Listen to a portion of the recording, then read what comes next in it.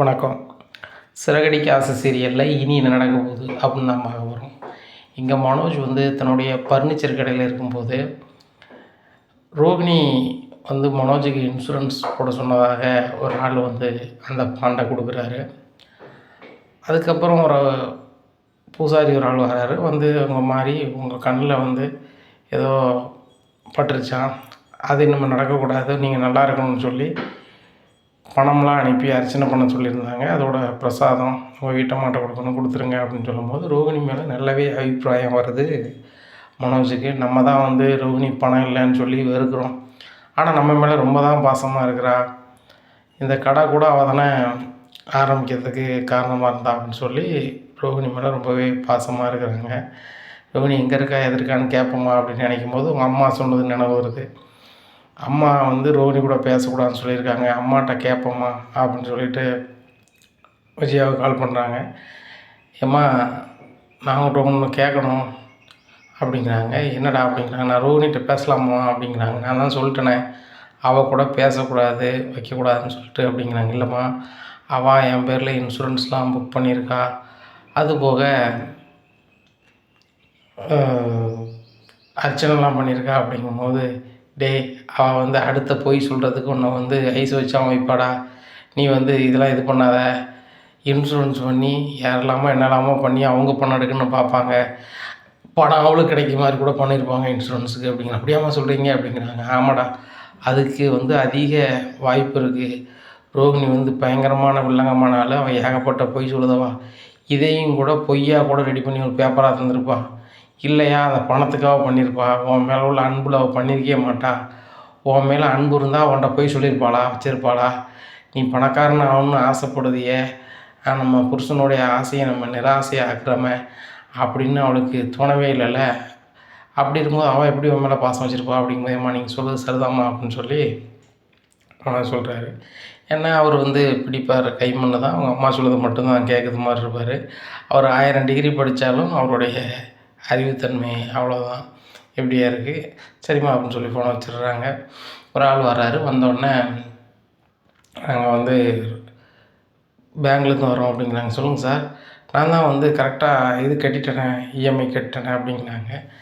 நீங்கள் கட்டிட்டீங்க, உங்கள் வீட்டம்மா கட்டலையே அப்படிங்கிறாங்க. என் பேரில் அவையே கட்டுறாளா அப்படிங்கிறாங்க. உங்கள் வீட்டம்மா வந்து லோன் எடுத்திருந்தாங்க எங்கள் பேங்கில், உங்கள் ஐடி கார்டெல்லாம் வாங்கியிருந்தோம்ல அப்படிங்கிறாங்க. அப்போ தான் நினைவு வருது, ஆமாம் அப்படின்னு சொல்லிட்டு உடனே ஆமாம் அப்படிங்கிறாங்க. அவங்க இன்னும் 4 லட்ச ரூபா கட்டலை, அவங்க கெட்டது மாதிரியும் தெரியல, அவங்கள்ட்ட சொந்தமாக எதுவுமே இல்லை.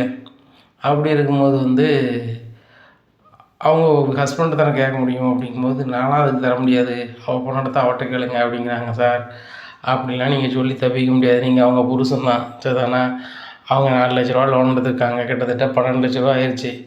இப்போ நீங்கள் ஒரு செட்டில்மெண்ட் அமௌண்ட்டு கட்டலை அப்படின்னா உங்கள் கடையை நாங்கள் என்ன செய்வோம், சீல் வச்சுனாலும் பணத்தை எடுத்துருவோம் அப்படிங்க. என்ன சார் நினச்சிட்டு இருக்கீங்க, இது என் கடை, என் சம்பளத்தில் உருவான கடை அப்படி இப்படின்னு இருக்கும்போது விஜயா கால் பண்ணுறாங்க. ஏம்மா ரோகிணி வாங்கின கடனுக்கு வந்து இந்த கடையை எடுப்பேன்னு வைக்கணும்னு சொல்கிறாங்க, இல்லை பணத்தை எடுக்க சொல்கிறாங்க அப்படிங்கிறாங்க. பார்த்தியாடா இப்படி ஏமாத்துக்காரி தான், அவள் வாங்கின கடனுக்கு உன் கடை எடுப்பாங்களா, நான் உடனே வரேன்னு சொல்லிட்டு வந்துடுறாங்க ஆட்டோவில்.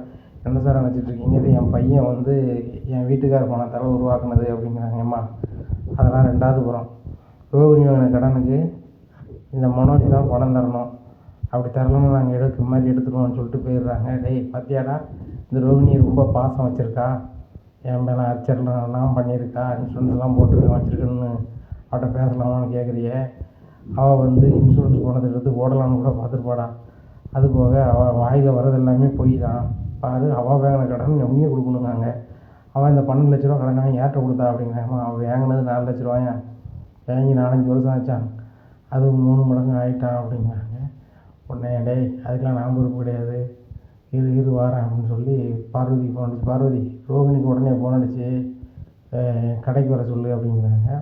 நீ தான் கடைக்கு வரக்கூடாதுன்னு சொல்லியிருக்கியா அப்படிங்கிறாங்க. சொல்லு, நான் தான் வர சொன்னேன்னு சொல்லு அப்படிங்கிறாங்க. ஏன்னா ரோகிணிக்கு ஃபோன் பண்ணி பர்னிச்சர் கடைக்கு வர சொல்கிறாங்க. ரோகிணி வராங்க. என்னடி நினச்சிட்ருக்கேன் அப்படிங்கிறாங்க விஜயா. அதான் என்ன விஷயம், நீங்கள் கூப்பிட்டு என்ன நினச்சிட்ருக்கேன்னு சொல்கிறீங்க, ஒன்றும் புரியல அப்படின்ற. உனக்கு ஒன்றும் புரியாதுடி, ஊர் பூரா கடை வச்சுருக்கு, அதுக்கு என் பையன் தான் இந்த கடன் கிடைக்கணுமா அப்படிங்கிறாங்க. நான் ஏன் ஆண்டி ஊர் பூரா கடை வாங்கி வச்சுருக்கேன் அப்படிங்கிறாங்க. நீ பேங்கில் 4 லட்ச ரூபா வாங்கி கட்டலன்னு சொல்லி 12 லட்ச ரூபா ஆகிட்டான், அதுக்கு மனோஜ் கடையை சீல் வச்சுட்டு போயிடுவாங்க. என்ன நினச்சிட்டு இருக்க நீ, பணம் வந்து மனோஜ் கட்ட சொல்கிறாங்க, நீ கட்ட மாட்டேன் அப்படின்னா ஆண்டி தப்பாக நினச்சிக்காதீங்க, நான் ஒரு வாரத்தில் சரி பண்ணிடுவேன் அப்படிங்கிறாங்க. அதெல்லாம் இருக்கட்டும், இந்த 12 லட்ச ரூபாய்க்கு என்ன செஞ்ச அப்படிங்கிறாங்க. ஆண்டி நான் வேணும் 4 லட்சம் தான் அப்படின்னு. சரி அந்த 4 லட்சத்தை என்ன செஞ்ச அப்படிங்கிறாங்க. என்னாச்சுன்னே தெரில, என் ஃப்ரெண்டு வித்தியாட்ட தான் கொடுத்தேன், அவங்க அம்மாவுக்கு உடம்பு சரியில்லைன்னு சொல்லிட்டு அப்படிங்கிறாங்க. ஓ உன் ஃப்ரெண்டுக்கெலாம் நீ வாங்கி கொடுப்ப, அதுக்கு என் பையன் கடன் அடைக்கணுமா அப்படின்னு சொல்லி வித்யா கால் பண்ணுறாங்க. விஜயா எங்கடி இருக்க அப்படிங்கும்போது, யார் நீங்கள் அப்படிங்கும்போது, விஜயா பேசுகிறேன் அப்படிங்கிறாங்க. எந்த விஜயா அப்படிங்கிறாங்க. யார், உன் ஃப்ரெண்டு ஒரு ஃப்ராடு இருக்கார்ல அவரோட மாமியார் அப்படிங்கிறாங்க. நீங்களா அப்படின்னு சொல்லிட்டு பேசும்போது, உடனே கடைக்கு வா அப்படிங்கிறாங்க. அவங்களும் ஆட்டோ பிடிச்சி வந்துடுறாங்க. என்ன ஆண்டி ஒரு மாதிரி பேசுகிறீங்க, என்ன அப்படிங்கிறாங்க. என்னவா, உங்கள் அம்மாவுக்கு என் மருமக கடன் வாங்கி தரணுமா அப்படிங்கிறாங்க. ஆண்டி யாருக்கும் கடன் வாங்கி தரல, நீங்கள் தேவையில்லாமல் பேசாதீங்க, நீங்கள் பேசுகிறதா என் வீட்டில் வந்து பேசணும், இல்லைனா வந்து தனியாக இருக்கும்போது பேசணும். கடையில் இவ்வளோ பேர் இருக்கும்போது பேசுகிறீங்க, நானும் யார்ட்டையும் கடன் வாங்கலை, யார் வாங்கி தந்தாங்கன்னு சொன்னாலும் அவங்ககிட்ட கேளுங்க அப்படின்னு சொல்லி கோவப்பட்டு போயிடுறாங்க. என்னடி என் ஃப்ரெண்டு வந்து இப்படி சொல்லிட்டு போகிறா அப்படிங்கிறாங்க. ஆண்டி சொல்லுதுன்னு தப்பாக நினச்சிக்காதீங்க, இவ்வளோ பேருக்கு முன்னாடி நீங்கள் சொன்னோன்னா அவளுக்கு கோவம் வந்துருச்சு. அது என்ன கோவம், அவளுக்காக தானே நீ கடன் வாங்கி கொடுத்துருக்க, அவள் கடன் கொடுக்கலன்னு சொல்லிவிட்டு என் பையன்லேருந்து கேட்கும்போது நான் எப்படி சும்மா விட முடியும், இன்றைக்கி வீட்டுக்கு வா இருக்குது அப்படின்னு சொல்லிட்டு, மனோஜ் இனிமேல் நீங்கிட்ட பேசினா நான் இவ்வளோதான், நீ மேலே கிளம்பு அப்படின்னு சொல்லி ரோகிணி அனுப்பிடுறாங்க. இங்கே மனோஜுக்கு வந்து ரோகிணி மேலே உள்ள நல்ல அபிப்பிராயம் போயிடுது. இப்போ தான் நினச்சோம் இன்சூரன்ஸ் பண்ணியிருக்கான் நம்ம மேலே, அது போக அர்ச்சனைக்கெலாம் கொடுத்துருக்காங்கன்னு சொல்லிட்டு, ஆனால் வந்து ஏமாத்துறதுக்கு தான் எல்லாம் பண்ணியிருக்காளா அப்படின்னு மனோஜ் நினைக்கிறாரு. ரோகிணி கடைக்கு வெளியே நின்றுட்டு ஃபோன் பண்ணுறாங்க. மனோஜ் உங்கள் அம்மா தான் வந்து இப்படி பேசுகிறாங்க நினைக்கிறாங்கன்னா நீங்களும் இப்படி நீ தப்பாக நினைக்கிங்களே அப்படிங்கும்போது, ரோகிணி உன்னை எதுவுமே பேச விரும்பலை, நீ வந்து என்ன ஏமாத்துறதுக்கு தான் இன்சூரன்ஸ் போட்டு வச்சுருக்கேன், என்ன ஏமாத்துறதுக்கு தான் அர்ச்சனைலாம் பண்ணிக்கிறேன், நல்லாவே புரியுது, எங்கள் அம்மா எனக்கு நல்லாவே புரிய வச்சுட்டாங்க, இனிமேல் போட்டு என் கடைக்கோ என்கிட்டயோ நீ பேசாத அப்படிங்கிறாங்க. மனோஜ் உங்களுக்காக தான் இவ்வளோ பொய்ன்னு சொன்னேன், உங்களை நான் அவ்வளோ விரும்பினேன், விரும்பிக்கிட்டு இருக்கேன், நீங்கள் இப்படி நினைக்காதாங்க மனோஜ், நான் உங்கள் மேலே அவ்வளோ பாசம் வச்சுருக்கேன் அப்படிங்கும்போது, இல்லை நல்ல வேளை முத்து வந்து மகமான ஒரு ஆளை வந்து நடிக்கிறவரை கூப்பிட்டு வந்தான், இல்லைனா இன்னும் நடிச்சுட்டு தான் இருந்திருப்பேன், நான் இன்னும் ஏமாந்து தான் இருந்திருப்பேன், இனிமேல் நான் ஏமாறவே மாட்டேன் அப்படின்னு சொல்லி ஃபோனை வச்சிடுறாங்க. இப்போ முத்து மீனா மேலே ரொம்பவே கடுப்பாகுது. நான் சும்மா என் பாட்டில் இருந்திருப்பேன், மனோஜ் என் கூட ரொம்ப சந்தோஷமாக இருந்திருப்பார், என் மேலே ரொம்ப அன்பு வச்சுருப்பார், இதை எல்லாமே கெடுக்கிறதுக்கு இந்த முத்து மீனாவும் கங்கணம் கட்டி பண்ணிட்டாங்களே, அவங்கள நான் சும்மா விட மாட்டேன். அந்த ஆன்ட்டி எல்லோரும் முன்னாடியுமே வாய்க்கு வந்தது பேசுகிறாங்க, இந்த வாயை ஒரு நாள் உடச்சுட்டோன்னா சரியாயிரும் அப்படின்னு சொல்லி நினைக்காங்க. இங்கே விஜயா நேராக வந்து பார்வதி வீட்டுக்காரங்க, பார்வதி அப்படிங்கிறாங்க, என்ன அப்படிங்கிறாங்க, ஒன்றும் இல்லை, அந்த ரோகிணி எதுக்காக இன்சூரன்ஸ் போட்டிருப்பா அப்படிங்கிறாங்க. உன் பையன் நல்லா இருக்குன்னு போட்டிருப்பா அப்படிங்கிறாங்க. அதெல்லாம் போட்டிருக்கமாட்டா, அந்த பணத்தை எடுத்துகிட்டு அவள் ஆட்டை போடலாம், எங்கேயாவது போயிடலான்னு பார்த்துருப்பா, இதை வச்சுக்கிட்டு யாரை ஏமாத்துறேன்னு நினச்சாலும் தெரியல, என் பையனை வந்து ஏதாவது பண்ணிடுவான், அவனை உடனே பிரிக்கணும், ஏதாவது பண்ணணும் அப்படிங்கும்போது விஜயா எதையும் எடுத்தோம் கவுத்தன்னு செய்யக்கூடாது, சரியா, நல்லா யோசனை பண்ணு. அது போக உன் ஃப்ரெண்டு ராஜேஸ்வரிட்டியோ அந்த யார்கிட்டையோ அந்த சிந்தாமணி அம்மாட்டையோ ஐடியா கேட்காத, அவங்க வந்து வேறு மாதிரி சொல்லுவாங்க, உன் குடும்பத்தில் தான் பிரிவினை உண்டு பண்ணணும், நீ எதையாவது பண்ணனா உன் மாமியார் வந்து உண்டு இல்லைன்னு உன்னை பண்ணிடுவாங்க. அதுபோக வீட்டில் வந்து இப்போ உனக்கு சுத்தமாக யாரும் மரியாதை கொடுக்க மாட்டாங்க, நான் கொண்டு வந்த மருமவா தலைய மருமவா பெரிய பணக்காரி அப்படி இப்படின்னு பில்டப் பண்ணிகிட்டு இருந்தேன், அது எல்லாமே ஃப்ளாப்பு. இந்த விஷயம் கண்டிப்பாக சுருதியோட அம்மாவுக்கு ஒரு நாள் தெரியும், தெரிஞ்சிச்சுன்னா உன்னை வச்சு செய்வாங்க, நீ வந்து யார்கிட்டையும் நினைச்ச முடியாது, பேச விட முடியாது, இப்போ உங்கள் வீட்டுக்கு தெரிஞ்ச விஷயம் வெளியே தெரிஞ்சுன்னா அவ்வளோதான், அமைதியாக இரு அப்படின்ட்டு இருக்கும்போதே சுருதியோட அம்மா வெயிட்டிங்கில் வராங்க. ஆகா நீ சொல்லி கொஞ்ச நேரம் ஆகலை, சுருதியோட அம்மாலாம் ஃபோனுக்கு வராங்க, ஒரு வேளை சுருதி சொல்லியிருப்பாளோ அப்படிங்கிறாங்க. தெரில, ஃபோன் அட்டன் பண்ணி பேசினா தான் தெரியும், பேசு அப்படிங்கிறாங்க. ஹலோ சம்மந்தியம்மா எப்படி இருக்கீங்க அப்படிங்கிறாங்க. நான் நல்லா இருக்கேன், இந்த விஜயாம்மா எப்படி இருக்காங்க அப்படிங்கிறாங்க. எனக்குன்னா நான் நல்லா இருக்கேன் அப்படிங்க. நல்லா தானே இருப்பீங்க, போய் சொல்லிக்கிட்டு ஒன்றுமே இல்லாதவங்கள பெரிய பணக்காரங்க, மலேசியாலே பெரிய கோடீஸ்வரங்க, பெரிய தொழில் பண்ணுறாங்க, உங்களோட பெரிய பணக்காரங்க அப்படி இப்படின்னு பயங்கர பில்டப் பண்ணிங்களே, ரோகிணி மட்டும்தான் போய் சொன்னாலா, ரோகிணி கூட சேர்ந்த சம்மந்தியம்மா நீங்களும் பண்ணீங்களா அப்படிங்கிறாங்க. என்ன சம்மந்தி இப்படி சொல்கிறீங்க, எனக்கே ரோகிணி போய் சொல்லிட்டான்னு எனக்கு ஒன்றுமே ஓடலை, உங்கள் பொண்ணுக்கு மாதிரியே நான் அவளுக்கு பயங்கரமாக மரியாதை கொடுத்தேன் அப்படிங்கிறாங்க. எனக்கு நல்லாவே தெரியும் என் பொண்ணுக்கு எவ்வளோ மரியாதை கொடுப்பீங்க, ரோகிணிக்கு எவ்வளோ மரியாதை கொடுப்பீங்கன்னு எனக்கு தெரியும், ரோகிணியை தான் வந்து பெருசாக பேசுவீங்க, என் பொண்ணை ஒரு பொருட்டாக எடுக்க மாட்டீங்க, மீனா மாதிரி தான் பார்ப்பீங்க, ஆனால் இன்றைக்கி வந்து அவளை பற்றி எல்லா விஷயமும் தெரிய வந்துட்டு அந்த முத்து மீனாவும் எனக்கு பிடிக்காது தான், உங்களுக்கும் பிடிக்காது தான். ஆனால் அவங்க வந்து எல்லா உண்மையும் வெளி கொண்டு வந்துட்டாங்க. இனிமையாவது சீன் போடாமல் இருக்குங்க சம்மந்தி. உங்கள் வீட்டிலே இருக்குதுல்ல பணக்கார மருமகம் என் மகன் மட்டும்தான். என் மகன்கிட்ட நீங்கள் மோதல் போக்கில் போகிறீங்க. ஒழுங்காக வந்து அவர்கிட்ட நல்லா பேசுங்க. சம்மந்தி இதை உங்களுக்கு யார் சொன்னா அப்படிங்கிறாங்க. யார் சொல்லணும்? அதான் ஊரே சொல்லுதே. உங்கள் குடும்பம் வந்து பணத்துக்காக தான் வந்து பணக்கார பிள்ளைகள் வேணும், பணக்கார பிள்ளைகள் வேணும்னு கட்டியிருக்கீங்க. அப்படி கட்டும்போது வந்து ரோகிணி பொய்யா அதில் வந்திருக்கா. இங்கே மீனாவே தவிர்க்க முடியாமல் வந்திருக்கா. இதான் நடந்திருக்கு. சம்மந்தியம்மா நான் உங்களை பார்த்து நேரில் பேசணுமே அப்படிங்கிறாங்க. இல்லை இல்லை, நான் ரொம்ப தூரத்தில் இருக்கேன், நானும் பார்வதியும் வெளியூர் கோயிலுக்கு வந்திருக்கோம் அப்படிங்கிறாங்க. சம்மந்தி நான் இவ்வளோ நேரமும் உங்களை இப்போ வீட்டுக்குள்ளே அனுப்பிட்டு வெளியே நின்று தான் பேசுகிறேன். பார்வதி வீட்டுக்குள்ளே தானே இருக்கீங்க, அங்கே வாசலில் தான் இருக்கேன் வரேன் அப்படின்னு சொல்லி வீட்டுக்குள்ளே வராங்க. ஆஹா இந்த சம்மந்தியம்மா நீ விடமாட்டா போலையே அப்படின்னு சொல்லி, வாங்க சம்மந்தி வாங்க வாங்க, நான் வாய் தவறி சொல்லிட்டேன் பார்த்துக்கோங்க. நாங்கள் இப்போ தான் கிளம்புறோம், அதுக்குள்ளே நீங்கள் இப்போ ஒன்று அடிச்சோன்னு சொல்லிட்டேன் அப்படிங்கிறாங்க. தெரியும் சம்மந்தி சரிங்க சம்மந்தி, நீங்கள் தான் பொய்யே சொல்ல மாட்டீங்களே அப்படிங்கும்போது, சம்மந்தியம்மா தப்பாக நினச்சிக்காதீங்க. ரோகிணி போய் சொன்னதுனால என்னையோ என் குடும்பத்தையோ அப்படி நினச்சிடாதங்க. என் பையன் மனோஜ் பெரிய பிஸ்னஸ் மேன், அவன் நிறைய படிச்சிருக்கான், அவன் பெரிய மல்டி மில்லியனர் ஆயிடுவான். ஆனால் இந்த ரோகிணியை பார்த்தீங்களா, பொய் நிறைய சொல்லியிருக்கா. எனக்கு என்ன பண்ணனே தெரில சம்மந்தி. அவளை எப்படியாவது வீட்டிலேருந்து அனுப்பணும். மீனாவை 2வது கூட அனுப்பிக்கலாம், முதல்ல ரோகிணியை வீட்டை விட்டு அனுப்பணும். ஏதாவது வழி சொல்லுங்கள் சம்மந்தி அப்படிங்கும்போது, இப்போ தான் நம்மளுக்கு வந்து வாய்ப்பு கிடச்சிருக்கு, குட்டம் கிளம்புனா தானே மேலே இருக்கிறத பிடிக்க முடியும் அப்படின்னு சொல்லி குட்டத்தை கிளப்புவோம் அப்படின்னு சொல்லி குட்டையை கிளப்புன்னு சொல்லிட்டு வாசுதேவன்ட்ட கொஞ்சம் தள்ளி இருந்து பேசுகிறாங்க. ஏங்க உங்களுக்கு தெரிஞ்ச பெரிய ஒரு வக்கீலாக சொல்லுங்கள், ஃபீஸை கூட நம்ம கொடுத்துடலாம் அப்படிங்கும்போது, என்ன சுதா சொல்லுது, என்ன விவரம் சொல்லு அப்படிங்கும்போது, ஏங்க அந்த ரோகிணி வந்து பெரிய பணக்காரன்னு சொல்லி ஏமாத்தினால அந்த விஜயா வீட்டில் அப்படிங்கிறான். ஆமாம் ஆமாம், அது ஒரு காமெடி.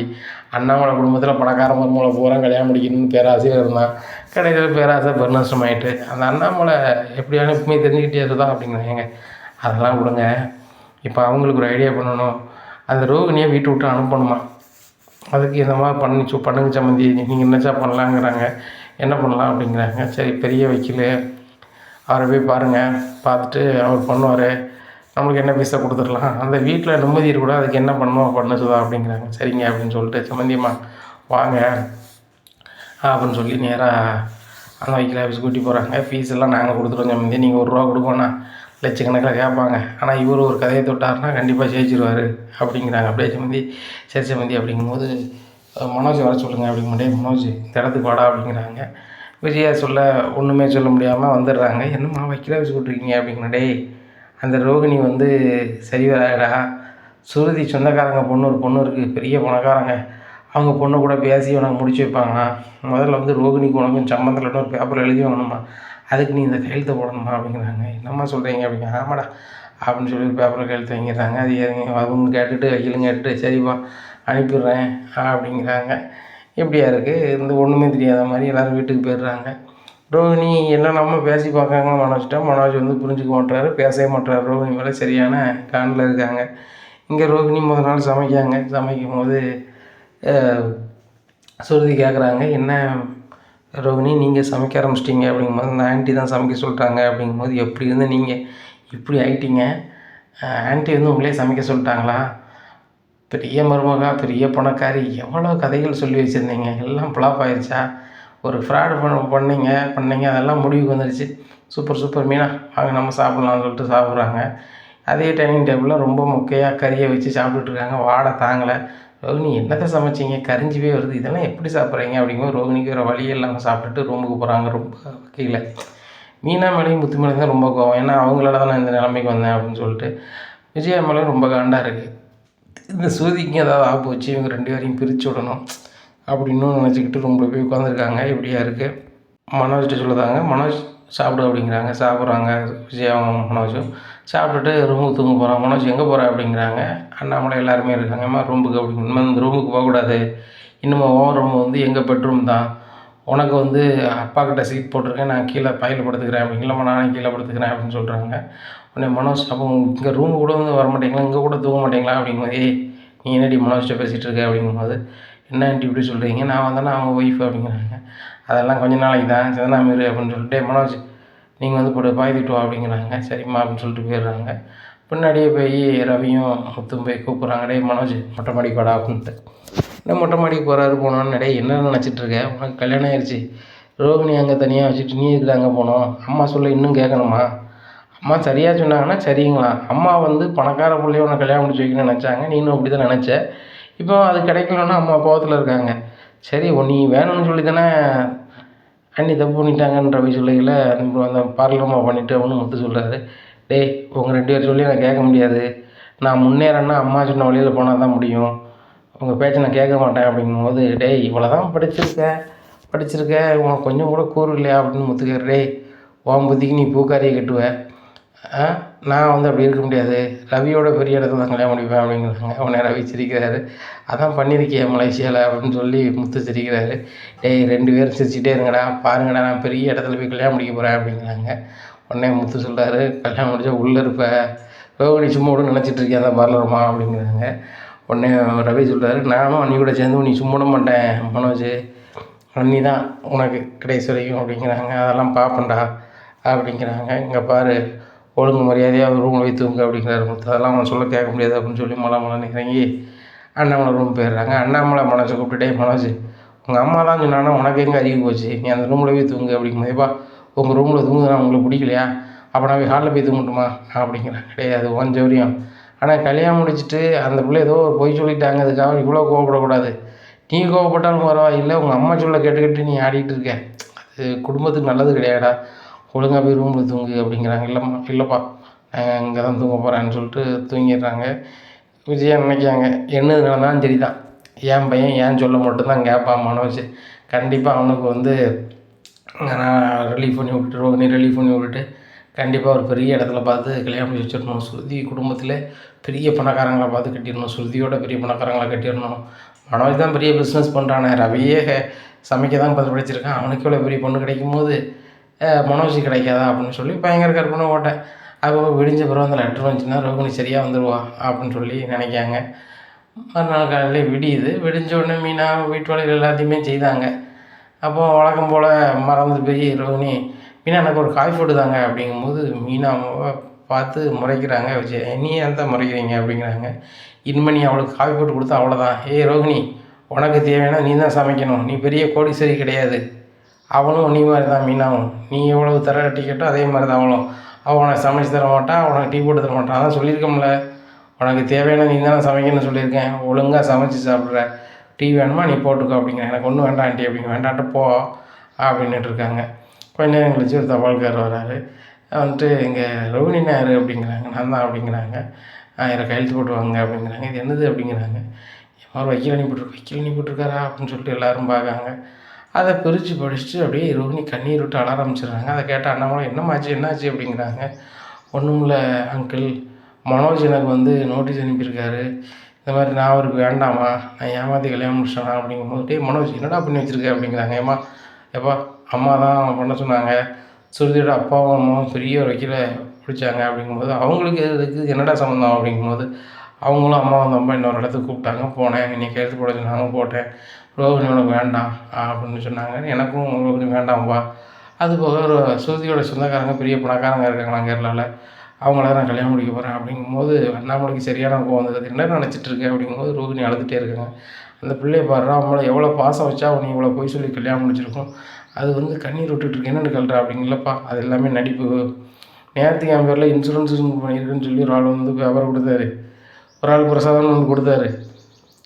அதை யோசித்து பார்க்கும்போது அந்த ரோகிணி வந்து என்னை ஏமாற்றி என் இன்சூரன்ஸ் பணத்தை எடுக்கிறதுக்கு என்னை வந்து போட்டு தள்ளிட்டு அதை எடுக்கிறதுக்கு வைக்கிறதுக்கு தான் பிளான் பண்ணணும்னு நினைக்கிறேன் அப்படிங்கும்போதே வாயம் விட்றா அப்படிங்கிறது. என்னடா வாயம் பண்ணணும், உண்மைதான், ரோகிணி கடன் வாங்கி வச்சுட்டு அந்த கடன் என்னையே கொடுக்க சொல்கிறா அப்படிங்கும்போது, டேய் பொண்டாட்டி ஏதாவது செஞ்சால் கொடுக்க தானே செய்யணும் அப்படிங்கிறாங்க. டேய் 12 லட்ச ரூபா நான் கொடுக்க முடியுமா, எனக்கே 3 லட்ச ரூபா 4 லட்ச ரூபாய்க்கு மேலே தரணும்டா அப்படிங்கிறாங்க. டேய் பொண்டாட்டி செலவு பண்ணலாம் சொல்லி கட்டுவியா அப்படிங்கிறாங்க.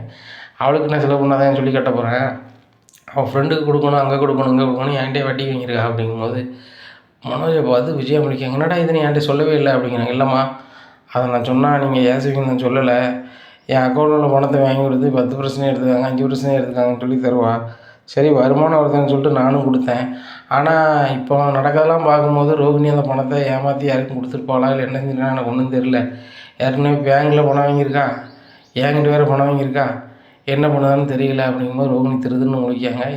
ரோஹிணி நீ என்ன தான் பண்ணி வச்சுருக்க அப்படின்ட்டு எல்லோரும் கேட்குறாங்க. ஆண்டி உங்கள் பையனை வச்சு நோட்டீஸ் அனுப்பிட்டீங்களே, நான் பார்த்துக்குறேன். மனோஜ் நான் உங்களுக்கு வேணுமா வேண்டாமா அதை மட்டும் சொல்லுங்கள் அப்படிங்கும்போது, எனக்கு நீ வேண்டாம் அப்படிங்கிற. அப்படியா அப்படின்னு சொல்லி நேராக ஃபோன் எடுத்து கிராமத்தில் உள்ள பாட்டிக்கு ஃபோன் அடிச்சிடறாங்க ரோஹிணி.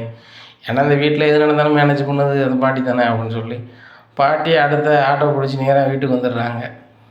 வந்தோடனே ரவி மனோஜை கூடு அப்படிங்கும்போது மனோஜுக்கு ஃபோன் அடிக்க கூப்பிட்றாங்க. மனோஜ் வீட்டுக்கு வர்றாரு. பாட்டி அப்படிங்கிறாங்க. பாட்டியா அப்படின்னு சொல்லி பருப்பு மத்தால வெளுன்னு வழுக்காங்க. என்ன நினச்சிட்ருக்க ரோகிணியை கல்யாணம் முடிப்பேன், உங்கள் அம்மா பேச்சு கேட்டு வேறு கல்யாணம் முடிப்பியா? அவ்வளோதான் பிச்சு பிடம் பிச்சு. உங்கள் அம்மா இந்த வீடு அவள் பேரில் இருக்குதுன்னு ஆடிக்கிட்டு இருக்காளோ, இந்த வீடு பாதி என் பையன் பேரில் இருக்குது. என்ன ஒழுங்கு மரியாதை இருக்குன்னா இருங்க. அந்த கடை வந்து யார் பணத்தில் ஆரம்பித்தது? என் பையன் பணத்தில் ஆரம்பித்தது தானே. அதில் வந்து முத்தோ ரவியோ பங்கு ஒன்று கேட்டால் அந்த கடை நீ நடத்த முடியுமா அப்படிங்க. பாட்டி அப்படிங்கிறேன். ஒழுங்கு மரியாதையாக என்ன செய்ய, ரோகன் கூட வாழ்ந்தால் யாரும் அந்த பிரச்சனை பண்ண மாட்டாங்க. நீ ஓவராக விஜயா பேச்சை கேட்டு ஆடுனா நானே ரவிக்கும் முத்துக்கும் பங்கு நீ கொடுக்கணும்னு சொல்லி நான் என்ன செய்வேன், நீ பிடிச்செல்லாம் வைக்கல, அதேமாதிரி இன்னொரு வைக்கல் பிடிச்சி என்ன செய்வோம், அதை வேங்கிறதுக்குள்ள வழியை பார்ப்போம். அதுக்கப்புறம் நீ எப்படி தொழில் பண்ணுவான், உனக்கு எப்படி டீலர்ஷிப் வரும், நீ எப்படி பெரிய பிஸ்னஸ்மேனு நிறைய படிச்சிருக்கேன்னு சொல்லுவா அப்படின்னு சொல்லி என் பாட்டி கேட்காங்க. கேட்டோடனே எங்கள் மனசுக்கு ஒன்றும் ஓடலை.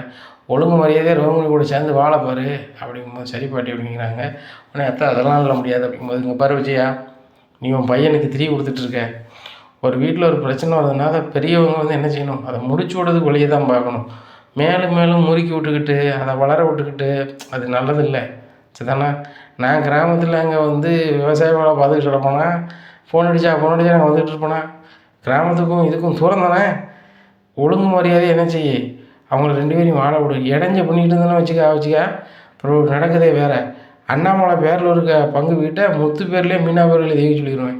அதுக்கப்புறம் உன் வீட்டுக்கு உனக்கு திமிரு பேச்சு வராதில்ல அப்படிங்கிறாங்க. அடுத்த அந்த மாதிரிலாம் பண்ணிடாதங்க அப்படிங்கிறாங்க. அப்போ நீ ஒழுங்காரு, கடையிலையும் பங்கு கேட்கக்கூடாது, ரவியும் முத்தும் இந்த வீட்டுக்கும் ஒன்றை விட்டு போகக்கூடாதுன்னா ஒழுங்கு மரியாதை இருக்கணும் அப்படிங்கும்போது, அதை சரித்த நீங்கள் எப்போ கிளம்புறீங்க அப்படிங்கிறாங்க. இல்லை விஜயா, நான் போன உடனே நீங்கள் போன கிளி கிண்டுத நான் பார்த்துட்டு தான் இருக்கேன்.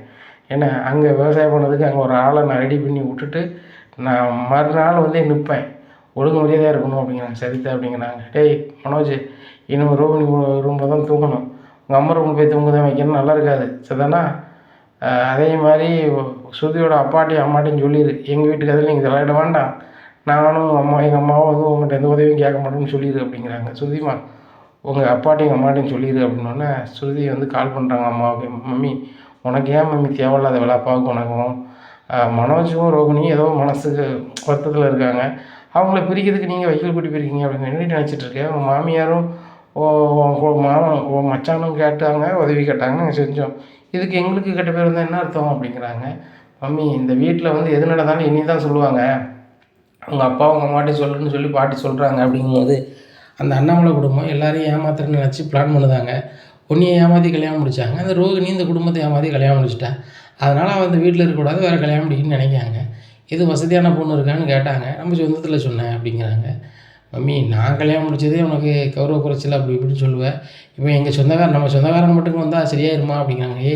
நீ அங்கே இருக்கிறதுனால தாண்டி அந்த குடும்பத்துக்கே மவுசு, இல்லைன்னா அந்த குடும்பத்துக்கு ஏரடி மவுசு. அந்த ரோகிணி மேலே நீ ஏமாத்தியா நீ போயிருக்க, நீ பெரிய கோடீஸ்வரி அப்படிங்கிறாங்க. அம்மா, அந்த பணம் இதில் வச்சுலாம் பேசாதாங்க, ஃபோனை வைங்க அப்படின்றாங்க. மீனாக்கா, எனக்கு ரொம்ப தலைவலிக்கு ஒரு காஃபி போட்டு தாங்க அப்படிங்கிறாங்க. காஃபி போட்டு கொடுக்காங்க. பாட்டி சொல்கிறாங்க, இன்றைக்கி எல்லாருமே வந்து மொட்டை மாடியில் எல்லாம் ஒன்றா சேர்ந்து சாப்பிடுவோம் அப்படிங்கிறாங்க. சரி பாட்டிங்களா, ஷுவரா அப்படிங்கிறாங்க. ஆமாம் அப்படிங்கிறாங்க. எல்லோரும் சாயந்தரம் வேலைக்கு முடிச்சுட்டு நேரத்தில் எல்லோரும் வேலையை முடிச்சுட்டு மொட்டை மாடிக்கு வந்துடுறாங்க. மீனா சாப்பாடெல்லாம் ரெடி பண்ணி மொட்டை மாடி கூப்பிட்டு வந்துடுறாங்க. விஜயாவுக்கு மாடிக்கு வர விருப்பமே இல்லை. அப்போ எல்லாருக்கும் நல்லா சோறு கொடுக்கணும்னு சொல்லி பாட்டி எல்லாத்தையுமே பிசைஞ்சு வச்சுருக்குறாங்க. ஒவ்வொரு பெரிய உருண்டையாக பிடிக்கிறாங்க. அப்போ பிடிச்சி ஒவ்வொரு உருண்டையும் மருமகளுக்கு ஊட்டி விடு விஜயா, மருமக 3 பேரும் உனக்கு ஊட்டி விடுவாங்க அப்படிங்கிறாங்க. ஒன்றும் இல்லை, அதெல்லாம் வேண்டாம், வைக்க வேண்டாம், செய் அப்படிங்கிறாங்க. விஜயாவுக்கு வேறு வழி இல்லாமல் எல்லாருக்கும் ஊட்டி விடுதாங்க. ரோகிணி சாப்பாடு ஊட்டி விடும்போது ரொம்பவே முறைக்கிறாங்க. மீனாக ஊட்டி விடும்போது முறைக்கிறாங்க. இப்படியா இருக்குது. ஆனால் மற்ற 3 மருமகளும் ரொம்ப சந்தோஷமாக ஊட்டுறாங்க. இந்த ரோகிணி மட்டும் நினைக்காங்க, உங்களுக்கெல்லாம் வந்து என்னெல்லாமோ பேசினேன், என்ன கையெல்லாம் வச்சேன், நான் உனக்கு ஊட்டி விடுற அளவுக்கு ஆயிடுச்சே அப்படின்னு சொல்லி ரோகிணி மேலே விஜயா மேலே ரொம்பவே கடுப்பாகுது. அப்போ புருஷ முன்னாடி எல்லாரும் ஊட்டி விட சொல்லுதாங்க. மனோஜ் மட்டும் ஊட்டி விடாமல் இருக்காங்க. ரோகிணியை பார்த்துட்டு இப்படி நிற்கும்போது பாட்டி சொல்லுதாங்க, "உன் பொண்டாட்டி தானே சாப்பாடு ஊட்டி விடு" அப்படிங்கும்போது விஜயா முகத்தை பார்க்காங்க. விஜயா ஊட்டு, பாட்டி இருக்காங்களா அதுக்கப்புறம் ஊட்ட வேண்டாம்னு சொல்லி செய்கையிலே சொல்லுதாங்க. சரிம்மா அப்படின்னு சொல்லி ஊட்டி விட்டுறாங்க. அப்போ அண்ணாமலை சொல்கிறாங்க, அம்மா ரொம்ப சந்தோஷமாக இருக்குது, முன்னாடி நிலாச்சோறுன்னு சொல்லி நம்ம வீட்டு முத்தத்தில் வந்து சாப்பிடுவோம், பக்கத்து வீட்டுக்காரங்க தெரிஞ்சவங்க பறிஞ்சவங்க சொந்தக்காரங்கெல்லாம் பேசி சந்தோஷமாக இருக்கும். இப்போ ரொம்ப நாளைக்கு அப்புறம் அது கிடச்சிருக்குமா, நானும் இதை வந்து வாரத்துக்கு ஒருக்க இப்படி மாடியில் உட்காந்து இப்படி நிலாச்சோறு சாப்பிட்லான்னு ஆசை இருக்குமா அப்படிங்கும்போது, மீனா நான் ஊருக்கு போனாலும் சரி தான், வாரத்துக்கு ஒரு நாள் எல்லோரும் மொட்டை மாடியில் உட்காந்து சிரித்து பேசிக்கிட்டு இப்படி சாப்பிடுங்க, மனசு விட்டு பேசுங்க. ஒருத்தருக்கு ஒருத்தர் வருத்தம் வந்தால் கூட அது சரியாக போயிடும். இப்படி ஒருத்தருக்கு ஒருத்தர் பேசாமல் இருந்துக்கிட்டு என்னத்தை கொண்டு போகிறோம், ஒன்றும் கிடையாது என்ன அப்படிங்கிறாங்க. சரி பாட்டி நீங்கள் சொல்லுங்கள் சரி தான் அப்படிங்கிற. பாட்டி முன்னாடி நீ இப்படி தான் நீ வந்து புத்தகத்தில் வச்சு சாப்பாடு தர ரொம்ப சந்தோஷமாக இருக்கும், இது ரொம்ப நாளுக்கு அப்புறம் சாப்பிட்ருக்க மாட்டி அப்படிங்கிறேன். ஆமாடா பொஞ்சாதி சமைச்சு தரா அந்த ருசியை கொஞ்சம் ருசிட்டா அப்படின்னு சாப்பிட்டு எல்லோரும் நைட்டு மொட்டை மாடிலாம் தூங்கணும் அப்படிங்காங்க பாட்டி. உடனே விஜயை சொல்கிறாங்க, அப்பா அத்தை இங்கே ஏசி இல்லாமல் முடியாது வைக்காதுங்கும் போது இயற்கை தான், மொட்டை மாடியில் தூங்கணும் எல்லோரும் கோரப்பாயை விரித்து நல்லா தூங்குதாங்க. தூங்கினோன்னா மனோஜுக்கு தூக்கமே வரலை, அவர் ஏசியில் படுத்தா தான் வரும்னு நினைக்காங்க. ஒரு ரோகிணியும் ஒன்றுக்கிட்டு மரம் நடக்காங்க. இங்கே மற்றவங்க எல்லாருமே நல்லா தூங்கிடுறாங்க. காலையிலே விடியுது. விடிஞ்சோன்னா பாட்டி மீனா வழிபடுதாங்க, முத்தங்கத்தம்லாம் தொளிச்சு எல்லாருக்கும் இட்லி சாமியாக ரெடி பண்ணி வச்சிடுறாங்க. வச்சுட்டு பாட்டி எனக்கு பூ வியாபாரம் இருக்கலாம்னு சொல்லிட்டு போயிடுறாங்க. மதியம் சாப்பாடை பாட்டி ரெடி பண்ணுதான்னு சொல்லி ரெடி பண்ணும்போது விஜயா வராங்க. அத்தை எனக்கு மதியம் சாப்பாடை மீனாவை வந்து அங்கே கொண்டு வர சொல்லிடுங்க நடனப்பள்ளிக்கு அப்படிங்கிறாங்க. ஏன் நீ போகும்போதே கொண்டு போக வேண்டியதானே அப்படிங்கிறாங்க. இல்லை அத்தை மதியம் சாப்பாடு வேணும்ல எனக்கு, காலையில் நான் இட்லி கொண்டு போய் மதியம் சாப்பிட முடியுமா அப்படிங்கிறாங்க. ஏன் ரொம்ப தூரத்துலையா இருக்கேன், பக்கத்தில் தானே இருக்கேன், வந்து சாப்பிட வேண்டியதானே அப்படிங்கிறாங்க. இல்லை அத்தை மதியம் வெயிலில் நான் வரமாட்டேன், வெயில் ஓவராக இருக்குது அப்படிங்கிறாங்க. உனக்கு வெயில் ஓவராக இருக்கும், ஆனால் மீனா அந்த வெயிலில் உன்னை சாப்பாடு கொண்டு தரணுமோ அப்படிங்கிறாங்க. அத்தை எப்போவும் அவள் தானே தாரா அப்படிங்கிறாங்க. எப்போவும் அவள் தான் தாரா, இன்னுமே தரமாட்டான். உனக்கு சாப்பாடு வேணுமா வாங்கிட்டு போயிரு, இல்லையா நேரத்தோட வேலையை முடிச்சுட்டு வந்துரு, இவ்வளோதான். இவன் மீனெல்லாம் சாப்பாடு கொண்டு வர மாட்டான் அப்படிங்கிறாங்க. அத்தை அவள் கொண்டு வந்துருவா அப்படிங்கிறாங்க. இங்கே பாரு இந்த வீட்டில் இனிமேல் நான் சொல்கிறது தான், நீ வந்து சாப்பாடு வேணும் நேரத்தில் உன் நடன பள்ளியை மூடிட்டு வந்துடு, இல்லையா சாப்பாடு கொண்டு போ கிளம்பு அப்படிங்கிறாங்க. விஜயா ரொம்ப கடுப்பில் போகிறாங்க. இந்த கிழவி எப்போ ஊருக்கு போகலாம் அப்போ தான் நம்ம நிம்மதி அப்படின்னு சொல்லி மனசுக்கு நினைக்காங்க. ரோஹிணி நீ சாப்பாடு கொண்டு போகிறே அப்படிங்கிறாங்க. இல்லை ஆண்டி வந்து நீ வீட்டில் சமைச்சு சாப்பிட சொல்லியிருக்காங்க, நான் சமைக்கல கடையிலே சாப்பிட்டுக்கிறேன் அப்படிங்கிறாங்க. அப்படிலாம் ஒன்றும் வேண்டாம், நான் தான் வந்து எல்லாம் சரி பண்ணிட்டேனே, நீ டிஃபன் கொண்டு போ அப்படிங்கிறாங்க. மீனா விஜயத்தை சாப்பாடை கொண்டு போயிடுறாங்க. இங்கே விஜயாவுக்கு ரொம்ப கடுப்பாக இருக்குது. எங்கள் அத்தைக்காரி வந்துட்டு அதை செய்யக்கூடாது இது செய்யக்கூடாதுன்னு சொல்லிட்டு என் வீட்லேயே வந்து என்கிட்ட பேசிகிட்டு இருக்காங்க, ரொம்ப கடுப்பாக இருக்குது பார்வதி அப்படிங்கும்போது பார்வதி சிரிக்காங்க. ஏன் சிரிக்க பார்வதி அப்படிங்கிறாங்க. இல்லை உன் சம்பம்லாம் வந்து ஓன் மாமியார்கிட்ட பிடிக்காதுல்ல, ஏன்னு கேட்டால் அந்த வீட்டில் இருக்கிறவங்க எல்லோரும் உன் பேச்சை கேட்குன்னு நினைப்பேன், ஆனால் உன் மாமியார் உன் பேச்சை கேட்குமா, கேட்காது. நீ ரோகிணியை அந்த வீட்டை விட்டு அனுப்புன்னு நினச்சேன், ரோகிணி வீட்டு விட்டு போகலாம் அப்படின்ட்டு இருக்கும்போது விஜயாவுக்கு ரொம்ப கடுப்பாக இருக்குது. எப்படியா இருக்கும்போது அங்கே எல்லாரும் சாதனை வீட்டுக்கு போயிடுறாங்க. அங்கே நாச்சியார் கிராமத்துலேருந்து ஃபோன் வருது, முக்கியமான சொந்தக்காரங்களுக்கு கல்யாணம் அப்படின்ட்டு. உடனே காடு மறந்து போச்சு இவங்களுக்கு. சரி என்ன போல கிராமத்தில் ஒரு கல்யாணம் இருக்குது, நான் கிளம்புதேன், அதுபோக அவங்க நம்மளுக்கு ரொம்ப சொந்த பந்தம், நான் அவங்களுக்கு நிறைய நடைமுறை செய்யணும் அப்படின்னு சொல்லி ஊருக்கு கிளம்பி போயிருந்தாங்க. பட்டினிக்கு ரொம்ப நாளாக இருக்குன்னு இப்படி போயிட்டில்லைன்னு சொல்லி முத்துக்கு மீனா கொஞ்சம் வருத்தம் தான். ஆனால் விஜயாவுக்கு ரொம்ப சந்தோஷம். ரைட்டு இன்னும் மாமியார் தொல்லை இல்லை, இங்கே வராத அளவுக்கு எதாவது பண்ணணும் அப்படின்னு சொல்லிட்டு, ஏங்க பொசுக்கு உங்கள் அம்மாவுக்கு ஃபோன் பண்ணவோ வைக்கவோ வேண்டாம், அப்போ வந்து முத்துட்டையும் மீனாட்டையும் சொல்லிடுங்க, உங்கள் அம்மாலாம் அங்கே வந்துச்சுன்னா நம்மளுக்கு யாருக்கும் நிம்மதி இருக்காதுங்க அப்படிங்கும்போது, எங்கள் அம்மாவும் எனக்கு நிம்மதி இருக்கும், தப்பு செய்து உங்களுக்கு நிம்மதி இருக்காது, அவ்வளோதான், நாங்கள் எல்லாம் கரெக்டாக இருக்கோம் அப்படிங்கும்போது, இல்லைங்க என் வீட்டில் வந்து இன்னொரு ஆள் அதிகாரம் பண்ணால் நான் அனுமதிக்க முடியாது அப்படிங்கிறாங்க. அப்போ எங்கள் அம்மா வந்து வீட்டுக்கு வரக்கூடாதுன்னு சொல்லுதியா அப்படிங்கிற, அதை சொல்லலை, ஆனால் அடிக்கடி நீங்கள் ஃபோன் பண்ணாதான் சொல்லுதேன் அப்படிங்கிறாங்க. ரோகிணி கிட்ட வராங்க. இங்கே பாரு ரோகிணி, நான் சொல்கிறது தான், இப்போ நீங்கள் சமைச்சு தான் சாப்பிடணும் அப்படிங்கிறாங்க. சரி ஆண்டி அப்படின்னு சொல்லிட்டு சமைக்க போயிடுறாங்க. அவங்களுக்கு தேவையானது சமைக்க போயிடுறாங்க. பக்கத்தில் போகிறாங்க. என் பையனுக்கு நீ இன்சூரன்ஸ் பணத்தை போட்டு நீ என் பையனை முடிச்சுடலான்னு பார்த்தியா, இனிமேல் என் பையன் விஷயத்தில் ஏதாவது செஞ்சு அவ்வளோதான் அப்படிங்கும்போது ரோகிணிக்கு சரியான கோவம் வந்துடுது. அவங்க பொறிக்காஞ்சிட்டியை கழுவிட்டு இருக்கிற கோவத்தில் விஜயா போட்டு பலாருன்னு வாங்குதாங்க, வெளுத்து வாங்குதாங்க. விஜயாவுக்கு கோசம் தாங்க முடியாமல் வீட்டுக்குள்ளாங்க அங்கேன்னு ஓடுதாங்க இங்கே ஓடுதாங்க. அண்ணாமலை வந்து அதை பிடிக்காமல் வேடிக்கை பார்த்துட்டே இருக்காரு. என்னப்பா நீ பார்த்துட்டு அதை பிடிச்சானே அப்படிங்கிறாங்க. இல்லை முத்து, நான் தான் கொடுக்க முடியல, கொடுக்க வேண்டிய எல்லாரும் கொடுக்கட்டும், சும்மா அந்த ரோகிணிக்குள்ளேயே ஒரி பண்ணிக்கிட்டு இருந்தால் இதே மாதிரி மருமகுமார் பூரா கொடுக்க ஆரம்பிச்சிட்டான்னு வச்சுக்கா, இந்த விஜயா சரி வந்துடுவா அப்படிங்கிறாங்க. எப்பா நீ வேறு பரலமா உங்களுக்கு என்ன பிரச்சனை அப்படிங்கிறாங்க. முத்து இது உங்களுக்கு தேவையில்லாத கதை அப்படிங்கிறாங்க. என்ன தேவையில்லாத கதை? எங்கள் அம்மா மேலே கை வைப்பீங்க, நான் கேட்காம இருக்கணுமா அப்படிங்கிறாங்க. உங்கள் அம்மா வந்து பேசும்போது நீங்கள் அமைதியாக தானே இருந்தீங்க அப்படிங்கிறாங்க. சூப்பர் பார்லம்மா சூப்பர். உங்களை தலையில தூக்கி வச்சு ஆடும்போது உங்களுக்கு நல்லா இருந்துச்சு. இப்போ உங்களை கேள்வி கேட்கும்போது ரொம்ப கடுப்பாக இருக்கும் அப்படின்ட்டு ரோகிணி பார்த்து கேட்குறாங்க. இனி என்ன நடக்கும் அப்படிங்கிறத பொறுத்து வந்து பார்க்கலாம்.